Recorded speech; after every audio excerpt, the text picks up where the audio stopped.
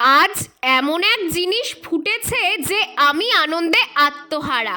আমার ছাদ বাগানের গাছগুলো বড়ই বিচিত্র। এখানে সব কিছুই অদ্ভুত। শীতকালে তো শীতের ফুলই ফুটবে, সেটাই স্বাভাবিক। কিন্তু আজ যা হয়েছে তাতে তোমরাও অবাক হবে।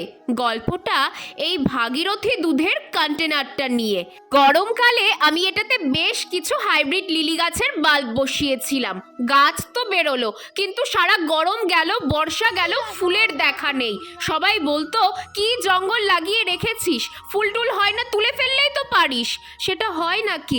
গাছ হয়েছে তুলে দেব, মায়া করে তুলিনি। তবে আজ জমি থেকে ফিরে ছাদে এসে দেখি ওই গরমের ফুল অ্যামাজন লিলি এই ডিসেম্বর মাসে ফুটেছে। ভাবো তো, গরমের ফুল শীতকালে কি করে ফুটছে। বড়ই বিচিত্র আমার এই ছাদ বাগান। কখন যে কি ফুল আসছে আমি নিজেই বুঝতে পারছি না।